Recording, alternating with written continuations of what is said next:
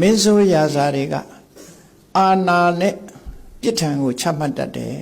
အမိန့်ပေးတယ်ဒီကောင်အပြစ်ပေးလိုက်ကြစမ်းပေါ့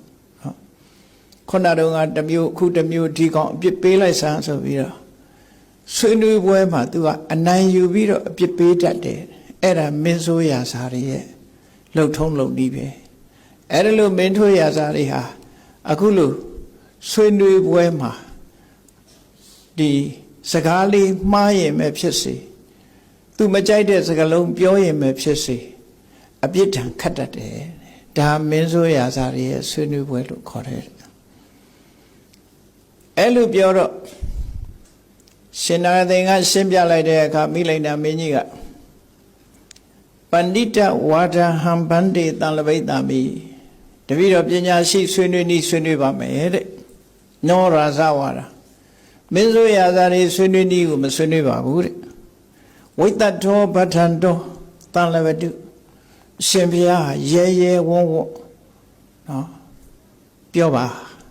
မကြောက်မရွံ့ရဲရဲဝံ့ဝံ့နဲ့ပြောเสียရှင်ပြောပါဘယ်လိုပြောရမလဲယထာဘိက္ခုနာဝအရှင်ဘုရားရဲ့သရင်သုံးပေါ်ယဟန်နဲ့ပြောသလိုကိုရင်နေနဲ့ပြောသလိုဥပါဒကဒါယကာတွေနဲ့ပြောသလိုကျောင်းတိုက်ကြီးတွေမှာစောင့်နေတဲ့အာရမိကအယံဆောင်ဆိုတဲ့လူတွေနဲ့ကပ္ပိယတွေနဲ့ပြောသလိုလွတ်လွတ်လပ်လပ်ကြီးပြောနိုင်ပါတယ်လုံးဝသူ့ကိုမင်းဆိုပြီးတော့ကြောက်เสียမလိုပါဘူးပညာရှိဆွေးနွေးနည်းကိုသူဆွေးနွေးပါမယ်လို့မိလိန်နာမင်းကြီးကဝန်ခံလိုက်တယ်အဲ့ဒီမှာရှင်နာသိန်ကဒါဆိုရင်ကောင်းပြီဆွေးနွေးကြတာပေါ့အဲ့ဒီမှာမေကွန်လေးတစ်ခုမိလိန်နာမင်းကြီးကစမေးတယ်ဗန္တိနာဂသေနပုစိတ်တမိရှင်နာဂသေနာတဲ့မေကွန်တစ်ခုမေးတော့မယ်တဲ့ဆိုတော့ဥစ္စာမဟာရာဇမင်းကြီးမေးပါ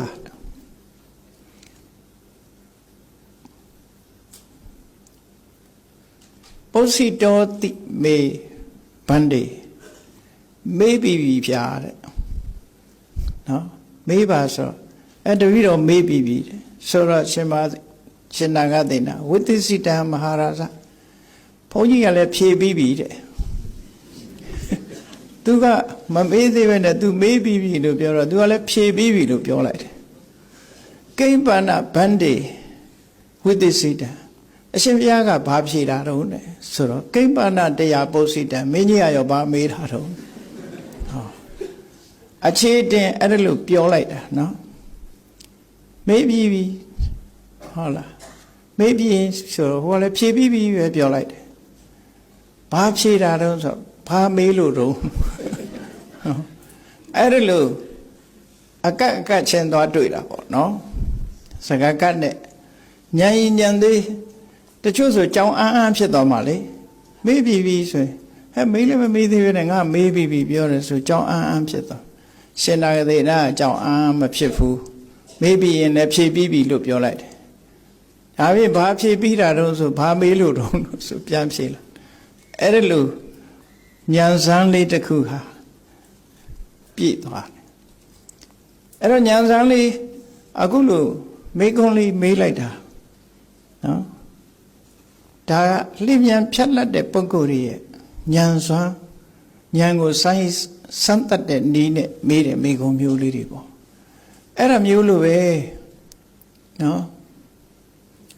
မန္တလေးမှာမဟာဝိသုဒ္ဓယုံကျောင်းတိုက်ဆိုတာရှိတယ်အဲ့မဟာဝိသုဒ္ဓယုံကျောင်းတိုက်ကပထမမဟာဝိသုဒ္ဓယုံဆရာတော်ကြီးကစံခင်းဆရာတော်လောင်း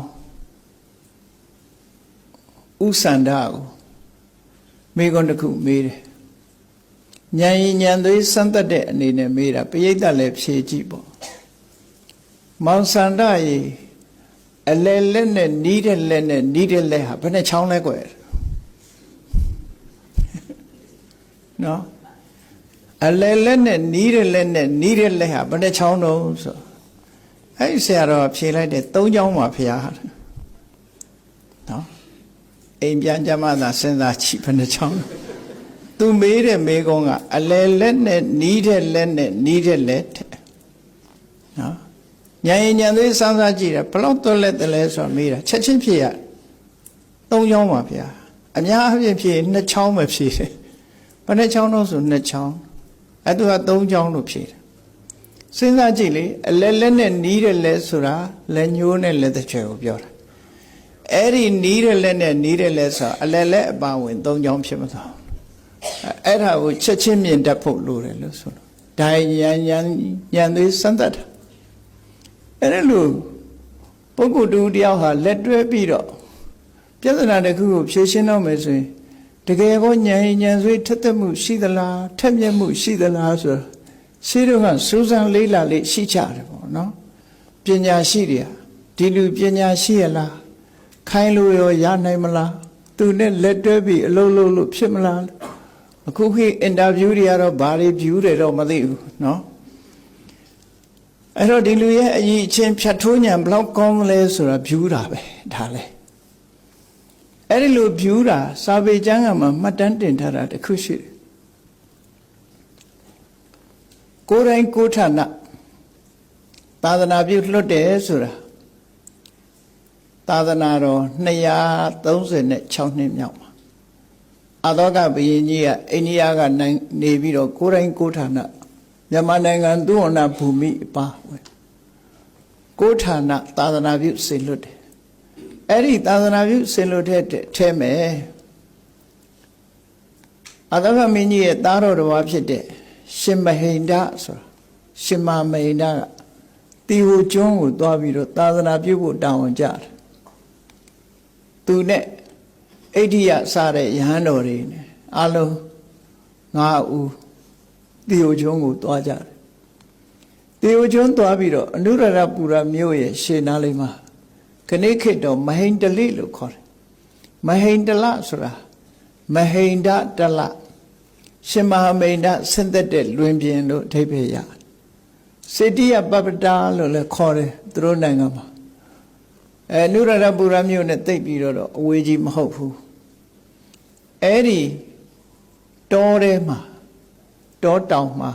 ရှင်မဟိန္ဒဟာကောင်းကင်ကကြွလာပြီအဲ့ဒီမှာဆင်းသက်တဲ့အချိန်မှာထိုစဉ်ကတီဟိုကျွန်းကိုအုပ်ချုပ်နေတဲ့မင်းကဒေဝနံပိယဒိဋ္ဌလို့ခေါ်တယ်အဲ့ဒီဒေဝနံပိယဒိဋ္ဌမင်းကြီးကသူကလည်းတောလေဖို့ထွက်လာတယ်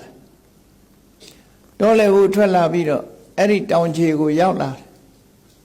တယ်လေးတွေများတွေနဲ့တောကောင်တွေကိုလိုက်ပြီးအပျော်ပြစ်ကြတာနော်အဲ့ဒီလိုရောက်လာတဲ့အချိန်မှာရှင်မိန်နာကကျန်တဲ့နောက်လိုက်ဘူပါတွေနဲ့ကွဲသွားအောင်လမ်းကြောင်းပြောင်းပေးလိုက်တဲ့အခါမှာဒေဝနံပိယဒိဋ္ဌမင်းကြီးတူတဲ့တော်ထဲမှာရောက်လာလမ်းချွန်ပြီးတော့ရောက်လာတော့လှမ်းပြီးတော့ခေါ်လိုက်တယ်ဒိဋ္ဌဣတောအေဟိ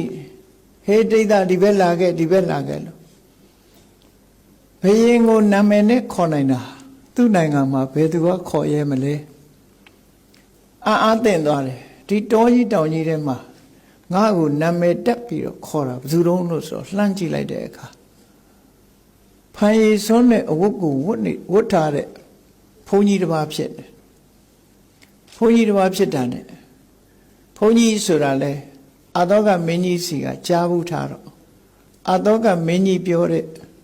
ဘုရားရဲ့တပည့်ဘုန်းကြီးတွေဆိုတာဒါနေမှာပဲဆိုပြီးတော့အနိကချင်းကပ်သွားတယ်အဲ့လိုချင်းကပ်သွားတဲ့အခါမှာဘုန်းကြီးမမြင်ဘူးသေးတဲ့ဘုရင်ကိုရှေးဥစွာ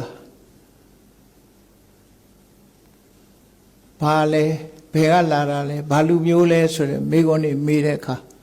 သမနာမယံမဟာရာဇဆိုတဲ့